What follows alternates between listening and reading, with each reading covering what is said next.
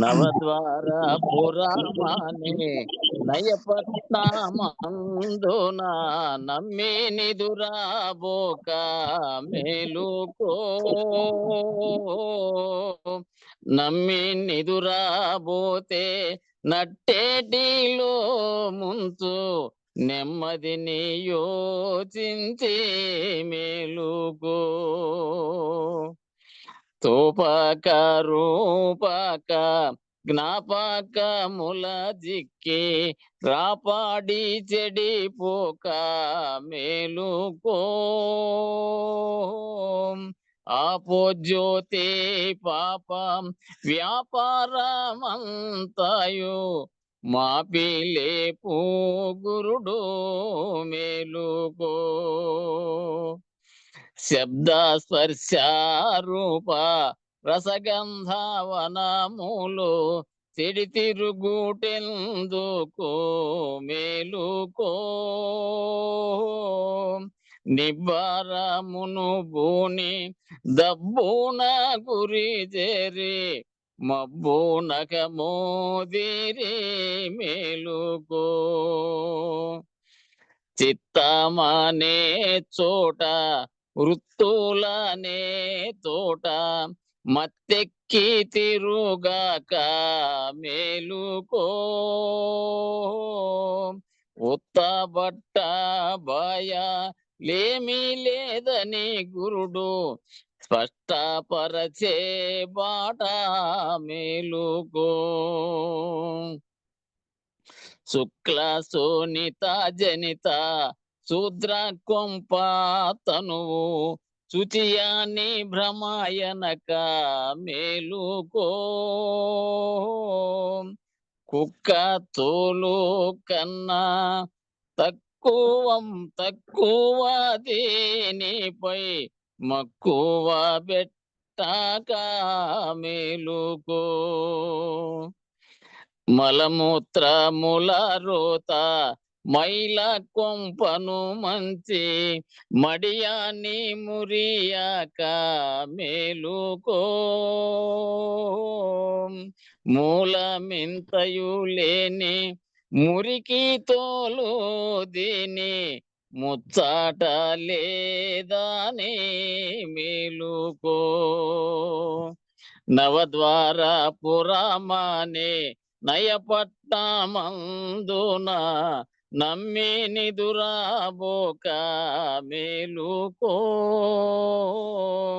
నమ్మి నిదురాబోతే నట్టేటిలో ముంచు నెమ్మదిని యోచించి మేలుకో.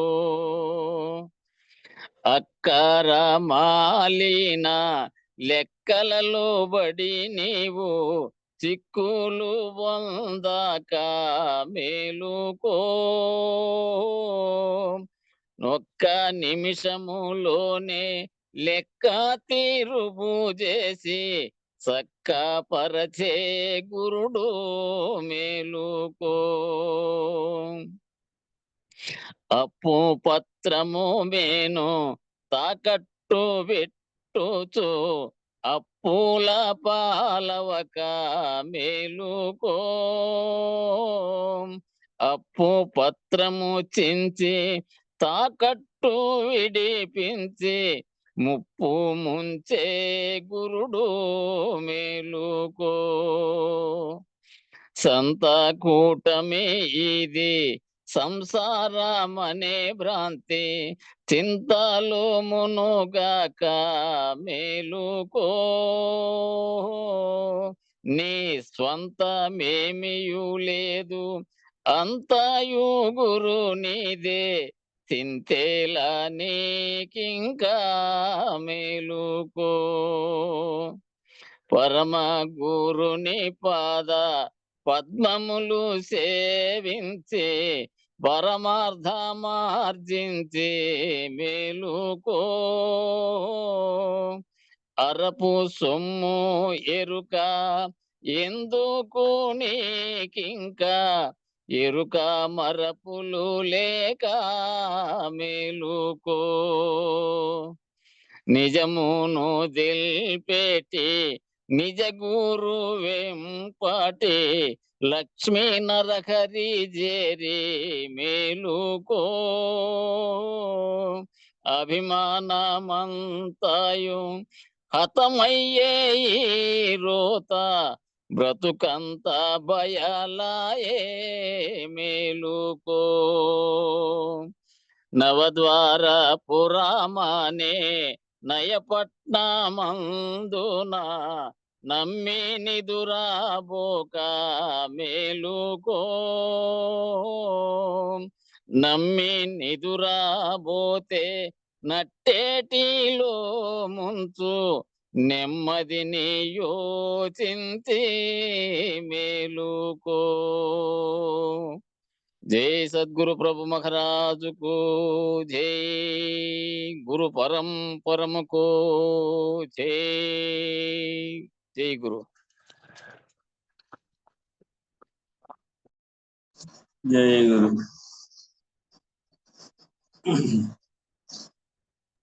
ఈరోజు మహావాక్యాలలో 3వ వాక్యమైనటువంటి సామవేద వాక్యం నుంచి వచ్చినటువంటి సామవేదం నుంచి వచ్చినటువంటి తత్వమసి వాక్య విచారణ.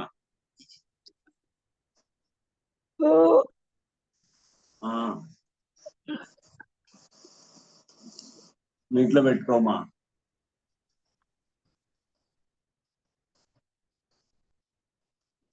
సామవేదంలో చాంద్యోగోపనిషత్తులో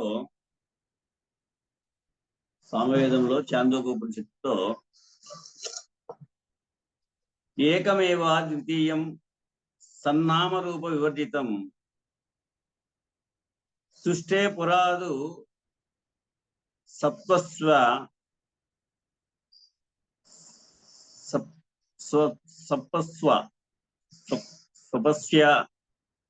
స్వపస్య అనేది దానికి వావత్తుబడింది. స్వపస్య తాదృకృతం తదుధీర్యతే. శ్రోతు దేహేంద్రియాతీతం వస్త్రం పరం ధీరతం. ఏకతాగ్రాహ్యమశీలేవి తద్వై మను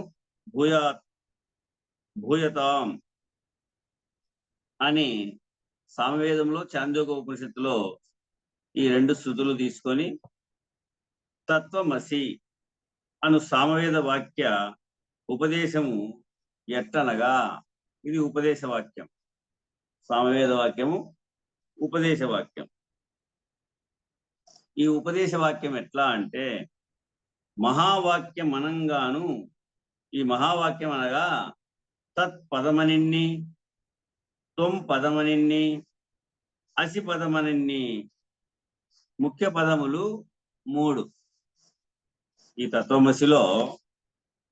తత్వమసి అంటే ఏమి ఈ మహావాక్యంలో అంటే, తత్ అనేటువంటి పదము, త్వం అనేటువంటి పదము, అసి అనేటువంటి పదము, ఇవి 3 ముఖ్య పదములు.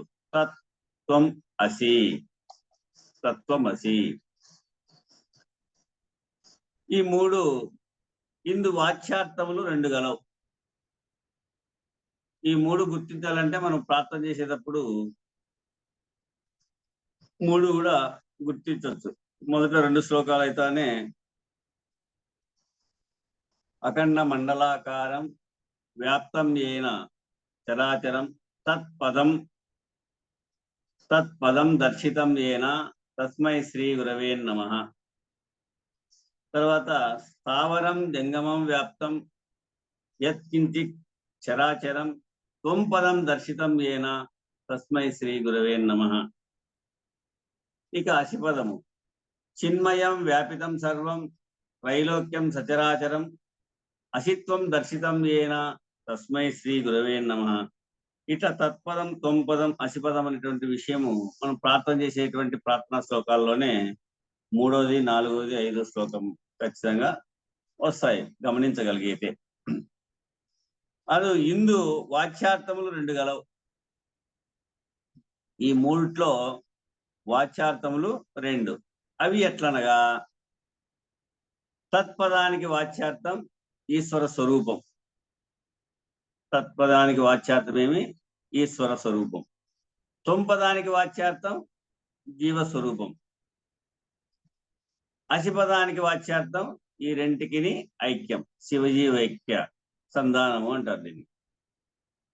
శివుడు ఈశ్వరుడు ఏకస్వరూపమైనటువంటిదే ఆ బ్రహ్మం. ఇట్లా తత్పదానికి వాచ్యార్థమేమో ఈశ్వర స్వరూపం. తత్ అనగా నేను, త్వం అనగా నీవు, అసి అనగా మమేకం, జీవేశ్వర ఐక్యం అని. ఇప్పుడు అసిపదానికి వాచ్యార్థం వచ్చి ఈ రెంటికిని ఐక్యముని అర్థం. తత్వ పదానికి లక్ష్యార్థం పరమాత్మ స్వరూపం. తత్పదానికి లక్ష్యార్థం ఏమి అంటే పరమాత్మ స్వరూపం. తొంపదానికి లక్ష్యార్థము ప్రత్యేగాత్మ స్వరూపం. తత్పదార్థానికి లక్ష్యార్థం ఏమి అంటే పరమాత్మ స్వరూపం. తొంపదానికి లక్ష్యార్థము ప్రత్యేగాత్మ స్వరూపం. అసిపదానికి లక్ష్యార్థం ఈ రెంటికిని ఐక్యం కాబట్టి సర్వం కలివిదం బ్రహ్మ అని ఉపనిషత్తు వాక్యం. ఈ రెండు ఐక్యమైతే బ్రహ్మస్వరూపం అని. ఆ నామకరణము మారిపా, అంటే ఆ పేరు మారిపా. తత్పదానికి ఉన్నటువంటి పేరేమో ప్రత్యేగాత్మాయ, పరమాత్మాయ. తొంపదార్థానికి పదమేమో ఆ పేరేమి ప్రత్యేగాత్మాయ. తత్పదార్థము అనగా పరమాత్మ స్వరూపమాయ, తొంపదార్థం అనగా ప్రత్యేగాత్మ స్వరూపమాయ. ఈ రెండు ఏకమైతే, ఈ రెండింటినీ ఐక్యం చేసుకుని ఒకటేనని నిర్ణయం కలిగితే అది సర్వం కలివిదం బ్రహ్మ అని ఉపనిషత్తు వాక్యం. కనుక అంతా బ్రహ్మస్వరూపమే. అందుకే మనకు కృష్ణదేశిక ప్రభువులు కూడా పిండ బ్రహ్మాండంబులు ఈ రెంటిలోన 2 అహములు, ఖండములు 4 కూడి అఖండంబగు ఎరుక రూపు గణరామా తండ్రి. ఇది తెలిపినటువంటి ఘనుడే తల్లిదండ్రి. ఇది గురుముఖత. ఈ శివజీవైక్య సంధాన స్వరూపాన్ని గురుముఖత తెలియబడితే ఆ తెలిసి ఆ తెలిపినటువంటి వారే తల్లిదండ్రి అని మనకు తెలియవచ్చాడు. ఈ అంతా బ్రహ్మస్వరూపాన్ని, ఐక్య స్వరూపాన్ని. ఇప్పుడు జీవుడనగా విశ్వడనియు, తైజసుడనియు, ప్రాజ్ఞుడనియు చెప్పబడును. ఈ జీవుడికి ఉన్నటువంటి దేహాలు ఏమి అంటే విశ్వడని, తైజసుడని, ప్రాజ్ఞుడని. విశ్వడేమో జాగ్రత్త అవస్థలో నేత్రస్థాన నిలయమై 24 ఇంద్రియాలతో ఈ స్థూల శరీరంలో జాగ్రత్త అవస్థను అనుభవించేవాడు విశ్వడు. త్రైజసుడేమో కంఠస్థాన నిలయమై 17 ఇంద్రియాలతో స్వప్నావస్థను సూక్ష్మ శరీరంతో అనుభవించేటువంటి వారు. ప్రాజ్ఞుడేమో సుషుప్తావస్థలో గాఢ నిద్రలో ఎట్టి ఇంద్రియ సమూహము లేక ప్రాజ్ఞుని నామముతో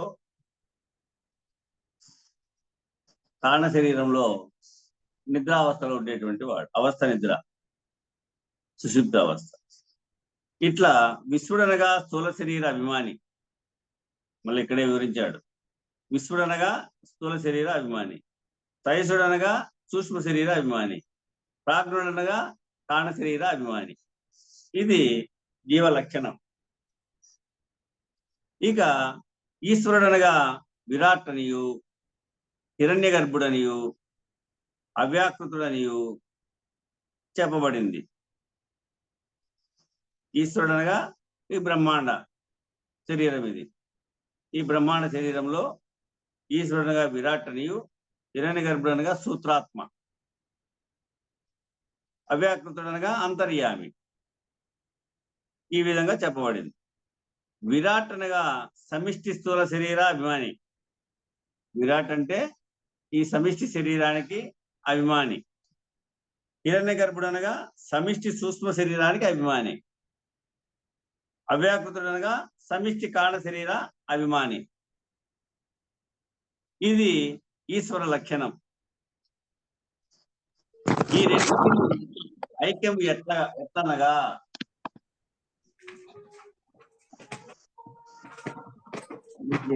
రాజేశ్వరం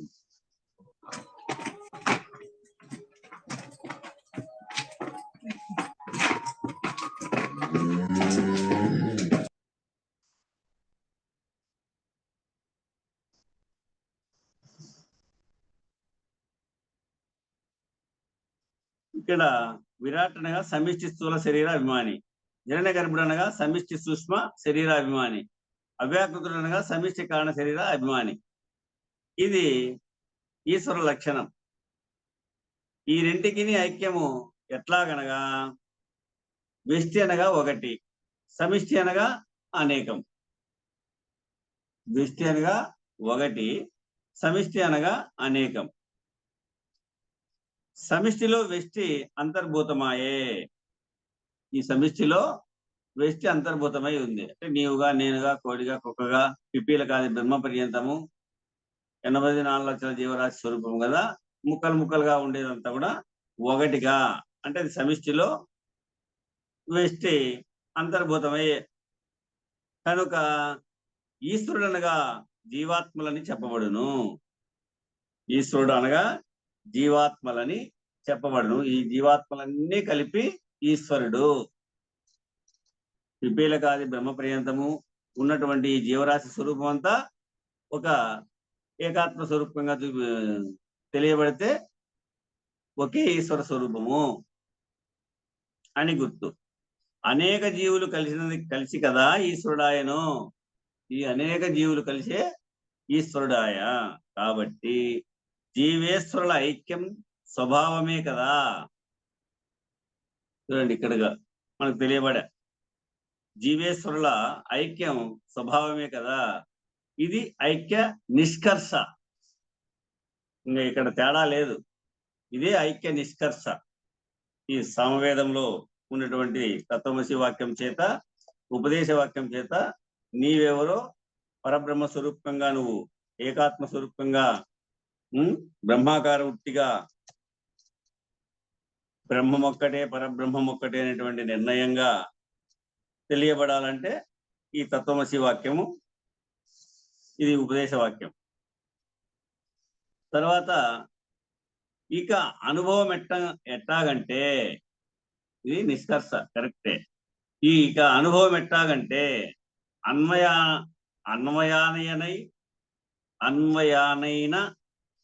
అన్వయానైన వ్యతిరేకనైనా, అది అన్వయమైన వ్యతిరేకమైన తెలిసి దృఢానుభవము కావలేను.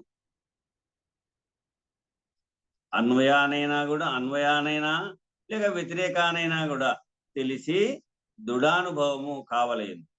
అన్వయం అనగా ఏమి అంటే, ఈ దేహమందు అభిమానం ఉంచినట్టు. అన్వయం అంటే ఈ దేహమందు అభిమానం ఉంచినట్టు. సమిష్టి అయినటువంటి సర్వభూతముల యందును అభిమానం ఉంచుట. ఈ సమిష్టి అయినటువంటి సర్వభూతముల యందును అభిమానం ఉంచుట. వ్యతిరేకమనగా ఇందుకు బుద్ధి సమ్మతించకుంటే, అనగా సర్వభూతముల యందు అభిమానం ఉంచుటకు మనసు సమ్మతించకుంటే ఇతర భూతముల యందు అభిమానము తనకు స్వాభావికముగా లేనట్టు అన్నమాట. ఈ దేహాభిమానం విడుచుట. ఈ రెంటిలో నీ దేహాభిమానం విడుచుట ఉత్తమం. అన్నిటి యందు సమిష్టిగా నేనే ఉన్నాను అని సమిష్టి అయినటువంటి సర్వభూతముల యందును అభిమానం ఉంచుట, అది అన్వయం. మరి దాంట్లో వ్యతిరేకం అంటే ఇందుకు బుద్ధి సమ్మతించకుంటే ఆ వ్యతిరేకము అవుతుంది. అనగా సర్వభూతముల యందును అభిమానం ఉంచకపోతే, దీనికి వ్యతిరేకంగా ఉంటే ఇందుకు బుద్ధి సమ్మతించకుంటే సర్వభూతముల యందు అభిమానం ఉంచుటకు మనసు సమ్మతించకుంటే ఇతర భూతముల యందు అభిమానం తనకు స్వాభావికంగా లేనట్టు. ఈ దేహాభిమానం విడుచుట, ఈ రెంటిలో నీ దేహాభిమానం విడుచుట ఉత్తమం. ఈ రెంటిలో నీ దేహాభిమానం విడుచుట ఉత్తమం. ఈ దేహాభిమానం లేకుంటే జీవాభిమానం లేదు. ఎప్పుడైతే దేహాభిమానం మొదటిది దేహాభిమానం విడిస్తే, ఈ దేహాభిమానం లేకుంటే ఎప్పుడైతే నువ్వు దేహాభిమానాన్ని విడిస్తే ఇంకా జీవాభిమానం లేదన్నాడ. దేహాభిమాన త్యాగమే జీవ ఈశ్వర అభిమాన త్యాగం. అంతే. దేహాభిమాన త్యాగమే జీవ ఈశ్వర అభిమాన త్యాగం. కార్యోపాధి జీవుడును, కారణోపాధి ఈశ్వరుడును కనుక కార్యోపాధి ఏమో జీవుడు, కారణోపాధి ఏమో ఈశ్వరుడు. కాబట్టి తన దేహమందు అభిమానం నిశ్శేషంగా విడిస్తే, తన దేహమందు అభిమానం నిశ్శేషంగా విడిస్తే మరి ఎందున అభిమానం ఉండదు. ఎందున అభిమానం ఉండదు కదా.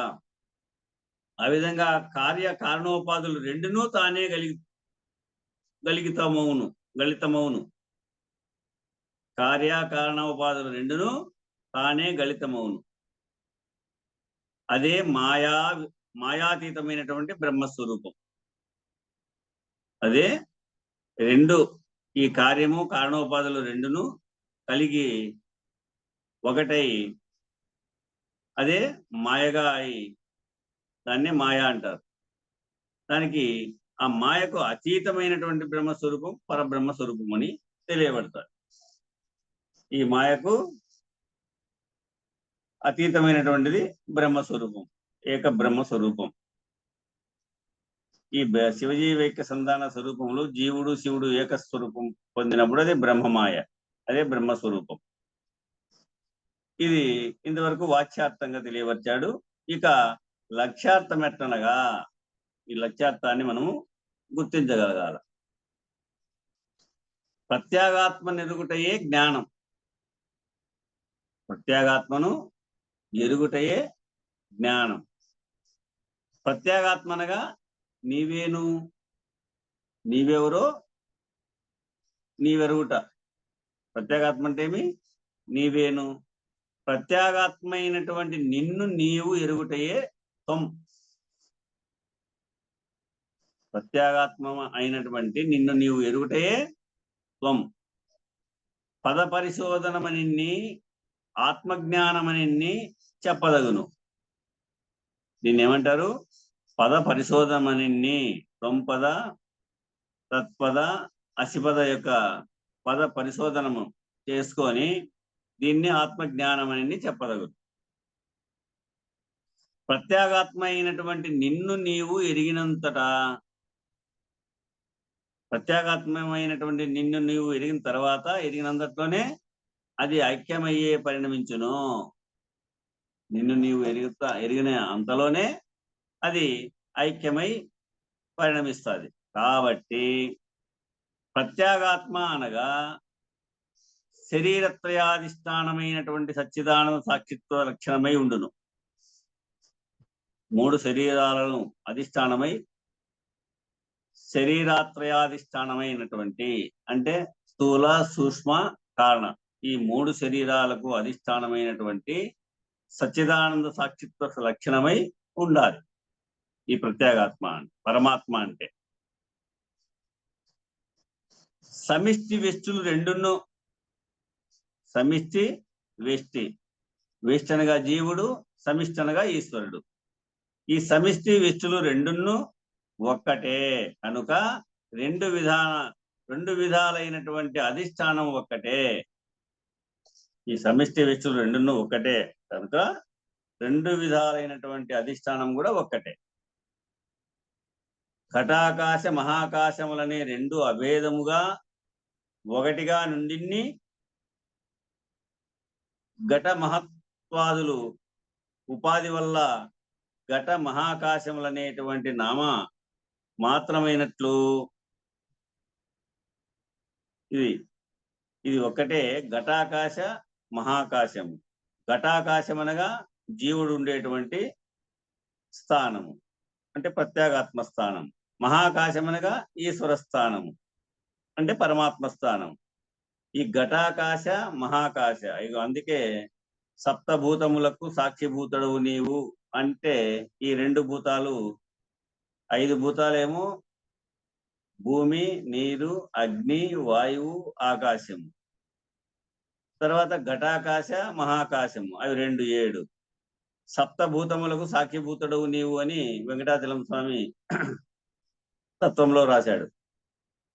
ఈ ఘటాకాశ మహాకాశములు అనేటువంటి 2 అభేదముగా ఒకటిగా ఉండిన్ని ఘటమహత్వాదుపాధి వల్ల ఘట మహాకాశములనేటువంటి నామమాత్రమైనట్లు ప్రత్యేగాత్మ పరమాత్మలకు ఉపాధి చేత భేదం గాని వస్తుతః భేదం లేదు. ఈ ఘటాకాశ మహాకాశములు అనేటువంటి రెండిటికి కూడా అభేదముగా ఒకటిగా నుండి ఘటమహత్వాదు ఉపాధి వల్ల ఈ ఘటము జీవుడు, మహాకాశమేమో ఈశ్వరుడు. ఈ ఘట మహత్వాది ఉపాధి వల్ల ఘట మహాకాశములనేటువంటి నామమాత్రమైనట్టు ప్రత్యేగాత్మ పరమాత్మలకు ఉపాధి చేత భేదం గాని వస్తుతః భేదం లేదు. ఉపాధి చేత భేదం ఉంది, అది ఈశ్వర స్వరూపమేమో బ్రహ్మాండం ఉపాధి చేసుకొని ఉంది.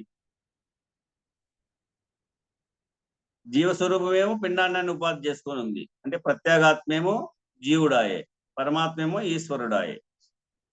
ఈ ఉపాధి చేత భేదం గాని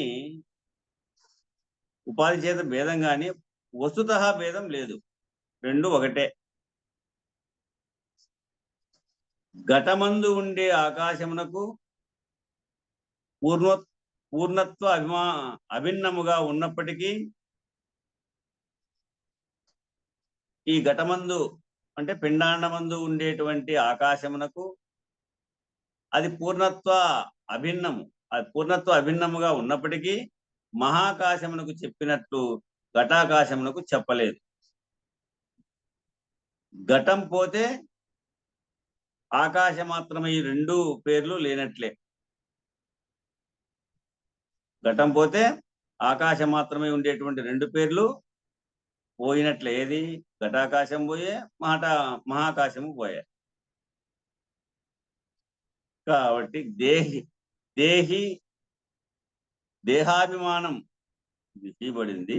దేహాభిమానం ఉన్నంతసేపు సాక్షిత్వం చెప్పవలేను. దేహాభిమానం ఉన్నంతసేపు సాక్షిత్వం చెప్పవలను. దేహాభిమానం పోతే దేహం లేని మాత్రం కనుక బ్రహ్మం అనదగును. సాక్షిత్వ పూర్ణత్వములను ఎప్పుడునూ లేవు.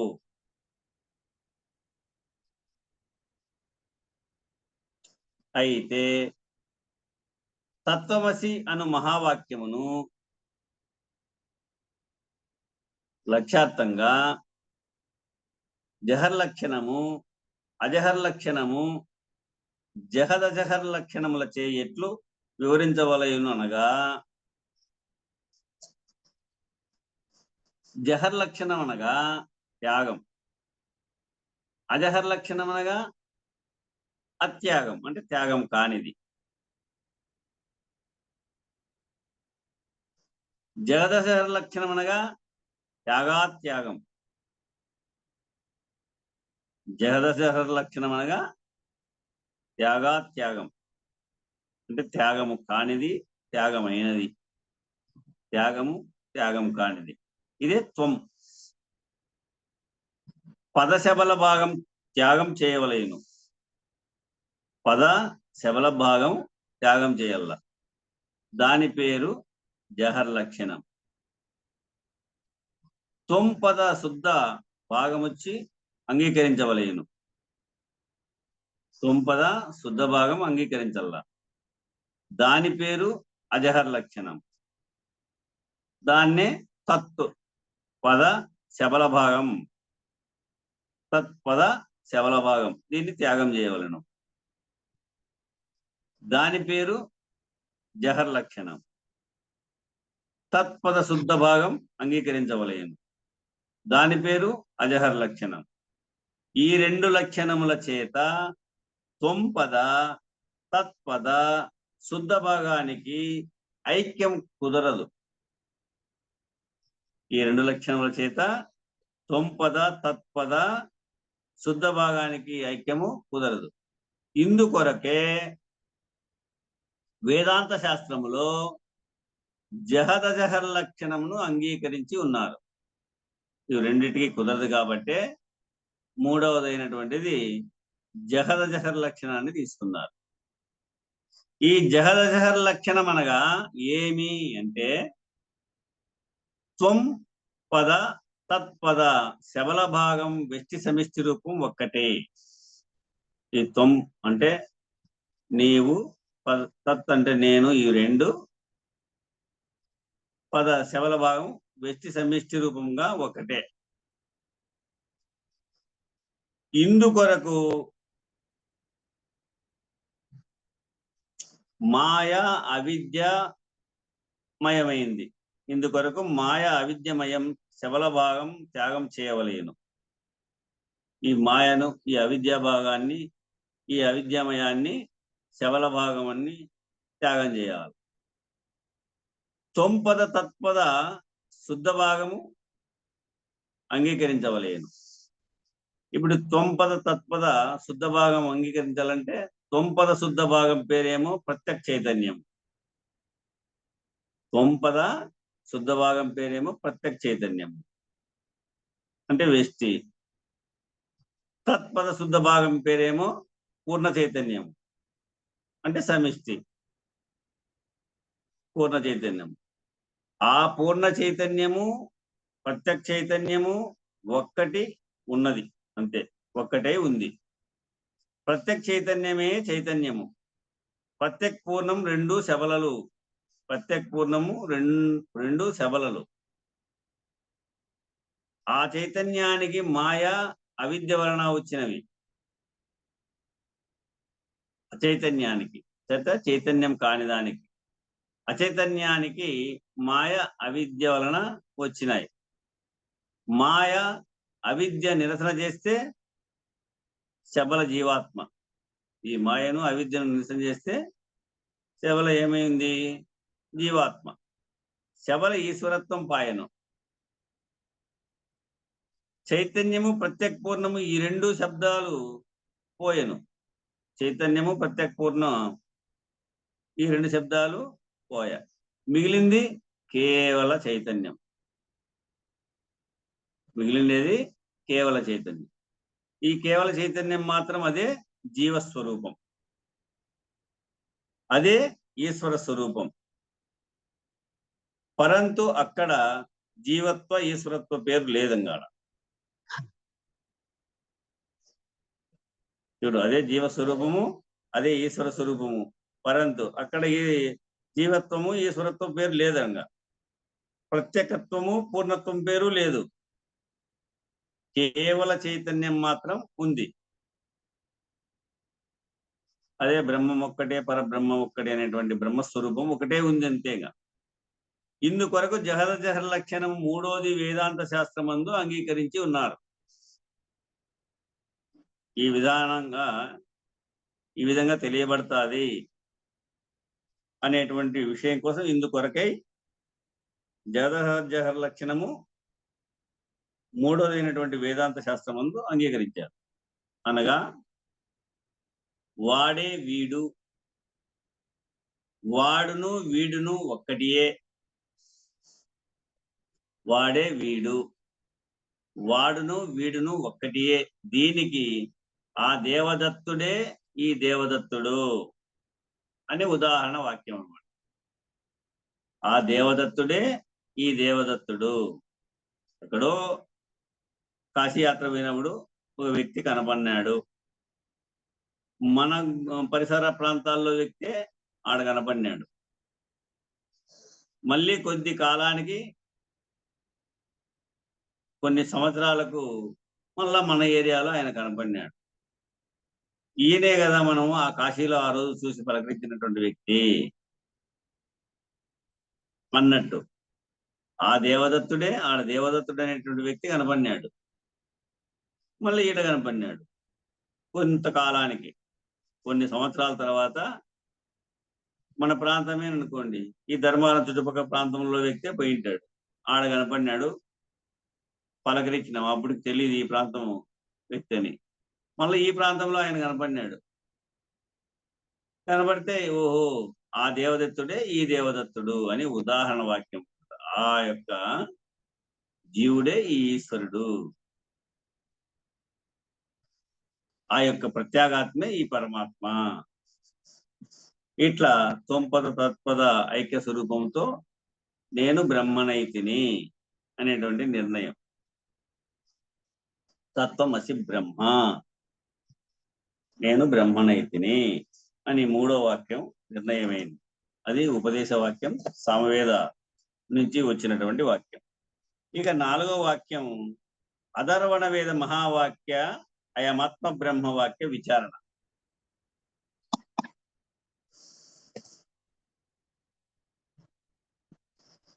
ఇప్పుడు అధర్వణ వేద మహావాక్య అయమాత్మ బ్రహ్మ వాక్య విచారణ 4వ వాక్యం.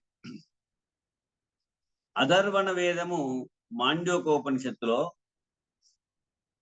సర్వగుం హేతత్ బ్రహ్మ అయమాత్మ బ్రహ్మ సో అయమాత్మ చతుష్టాత్, సో అయమాత్మ చతుష్టాత్, నిజముగా సర్వము బ్రహ్మమే,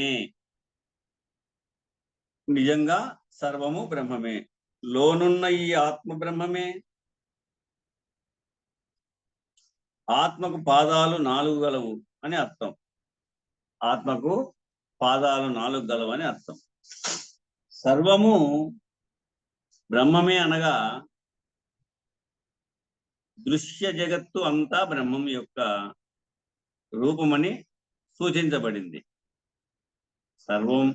సర్వము బ్రహ్మమే అనగా ఈ కనబడేటువంటి దృశ్య జగత్తంతా కూడా బ్రహ్మం యొక్క అంటే లేక ఓంకారం యొక్క రూపమని చూపించబడతా ఉంది. అలాగని బ్రహ్మము కేవలము దృశ్య జగత్తు మాత్రమేనని దృష్టతో దానికి ఏ సంబంధము లేదని అపార్థం చేసుకోకుండా, అలాగని బ్రహ్మం కేవలం దృశ్య జగత్తు మాత్రమేనని దృష్టతో దానికి ఏ సంబంధము లేదని అపార్థం చేసుకోకుండా ఉండటానికి ఈ వచనము స్పష్టంగా చెప్తా ఉన్నారు. ఏమని చెప్పుచున్నదనగా, బ్రహ్మము దృశ్య జగత్తులోనే కాదు స్వయం దృష్టలోనే ఉన్నదని. ఈ బ్రహ్మము దృశ్య జగత్తులోనే కాదు స్వయం దృష్టిలోనే ఉన్నదని, అదే ఆత్మ. ఈ ఆత్మ చేత పూర్వరంగమైనటువంటి పరతత్వపు ఆవిర్భావమే దృశ్య జగత్తు అని విశదంగా సూచిస్తూ ఉంది.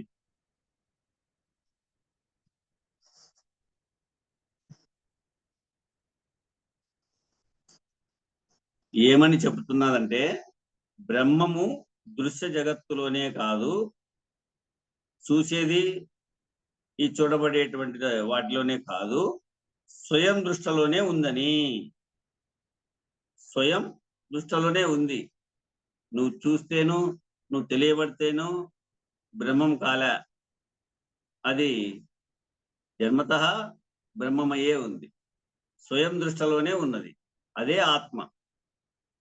ఈ ఆత్మ చేత పూర్వరంగమైన పరతత్వపు ఆవిర్భావమే, ఈ ఆత్మ చేత పూర్వరంగమైనటువంటి పరతత్వ ఆవిర్భావమే దృశ్య జగత్ అని విశదంగా సూచిస్తూ ఉంది.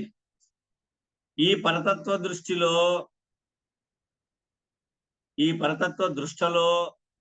4 అవస్థలుగా ప్రకటితమైతా ఉంది.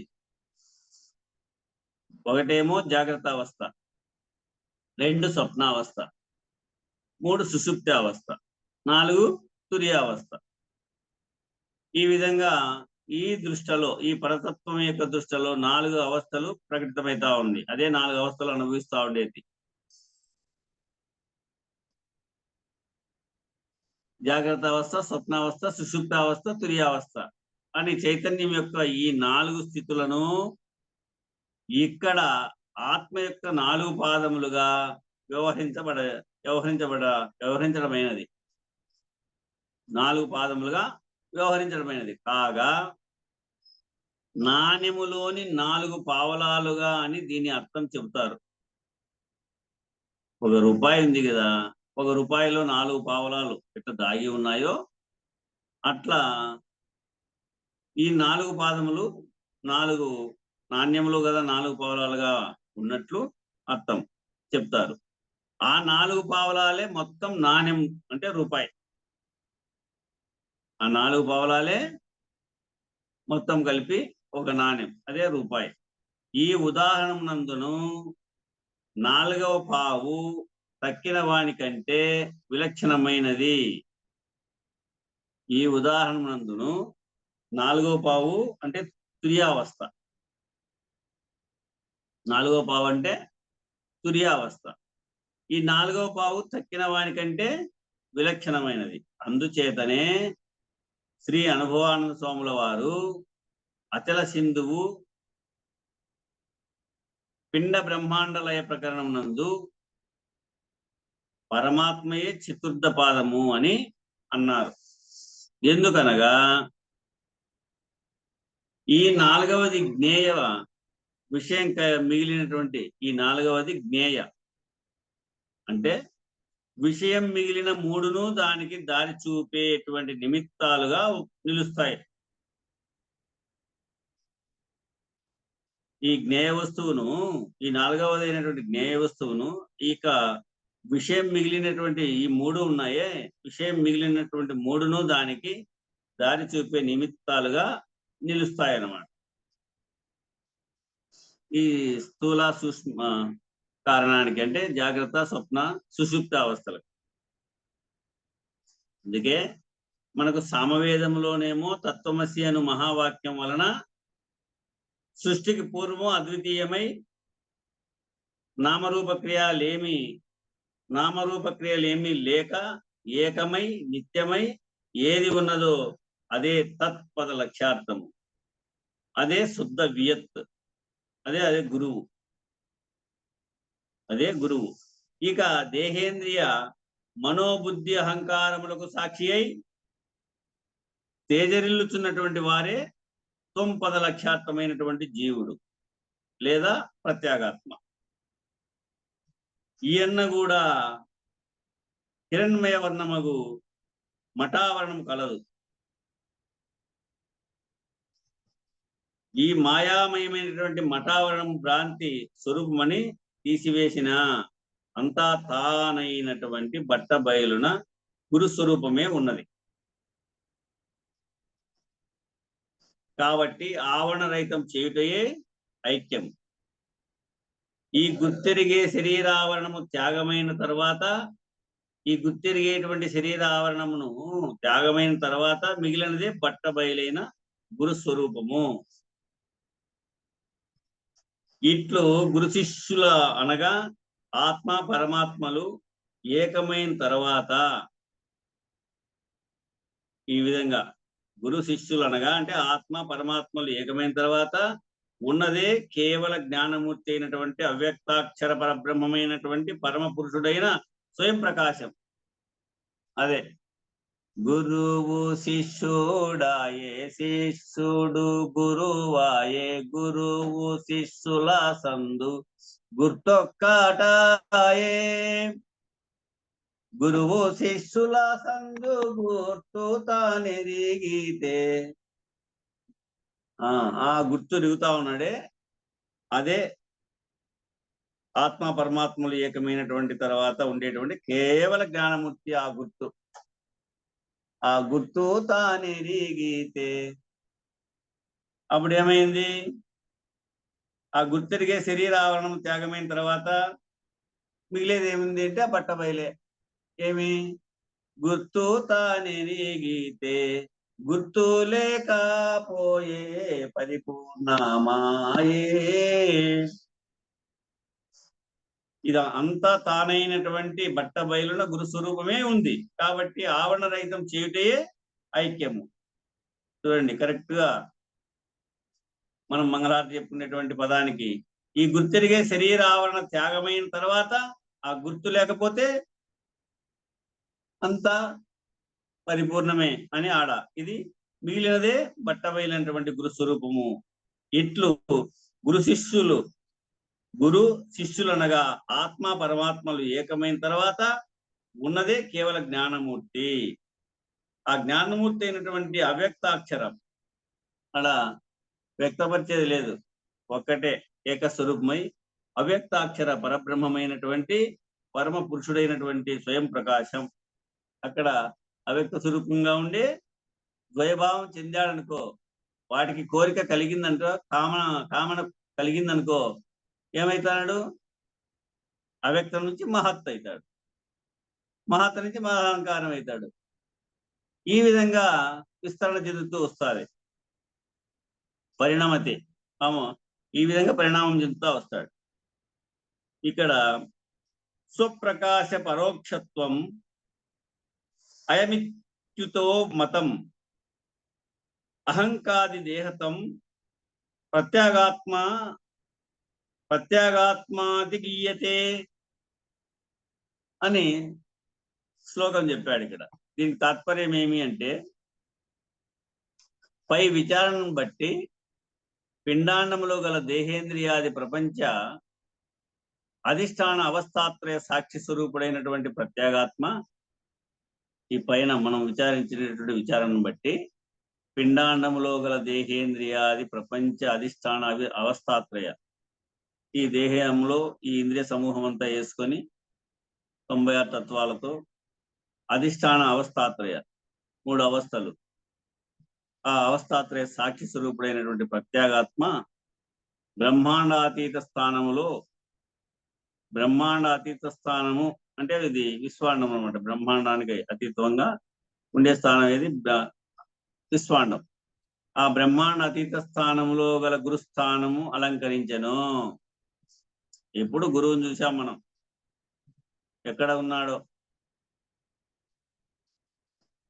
పిండాండంలో గల దేహేంద్రియాది ప్రపంచ అధిష్టాన అవస్థాత్రయ సాక్షి స్వరూపుడైనటువంటి ప్రత్యేగాత్మ, ఈ అవస్థాత్రయ సాక్షి అయినటువంటి విశ్వడు, తైసుడు, ప్రాజ్ఞుడు పిండాండానికైతే, బ్రహ్మాండంలో అయితే విరాట్, హిరణ్యగర్భ, అవ్యాకృత స్వరూపుడు. ఇట్లా అవస్థాత్రయ సాక్షి స్వరూపుడైనటువంటి ప్రత్యేగాత్మ బ్రహ్మాండాతీత స్థానంలో గల గురుస్థానము అలంకరించెను. పరమాత్మగా ఈ బ్రహ్మాండాతీత స్థానంలో కలిగినటువంటి గురుస్థానమందు అలంకరించి ఉన్నాడు. అనగా తత్వమస్యాది లక్ష్యార్థ స్వరూపుడైన ప్రత్యేగాత్మే ఈ తత్వం అసి పదార్థంగా లక్ష్యార్థ స్వరూపుడైనటువంటి ప్రత్యేగాత్మే పరమాత్మ అని ఎరుగవలేను. ఇది నీ నిజస్వరూపము. ఇచ్చట తన స్వరూపము నీవారముళ్ళు కొనంత సూక్ష్మము. ఇది నీ నిజ స్వరూపం. ఇచ్చట తన స్వరూపం ఎట్లుంది? దోసముళ్ళు ఉన్నంత, నీవారముళ్ళు కొనంత. దోసముళ్ళుకు కొన, దోసకాయకి ముళ్ళు ఉంటుంది, నీవారముళ్ళు.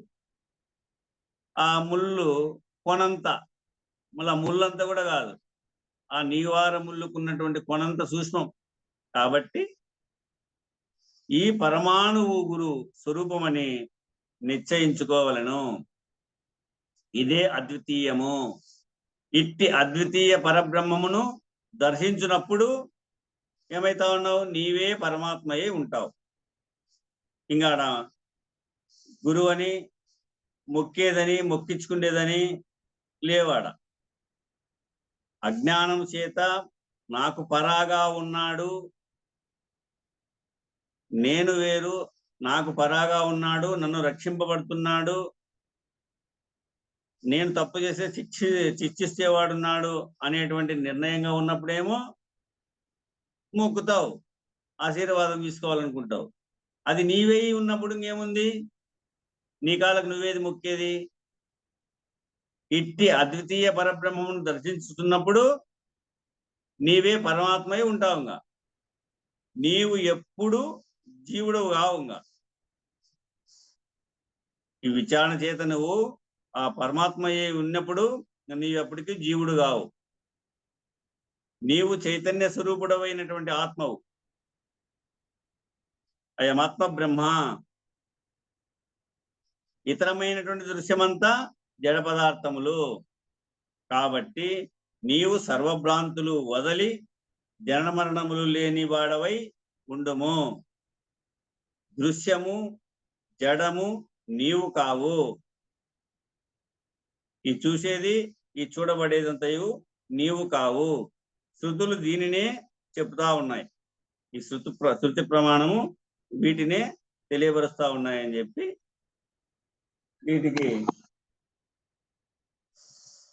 ఇక ఈ 4 మహావాక్య విచారణ అయిపోయి జహర్ లక్షణ, అజహర్ లక్షణ, జహదజహర్ లక్షణం గురించి 4 వేదముల యందు 4 మహావాక్యములు కలిగేటువంటి విషయం గురించి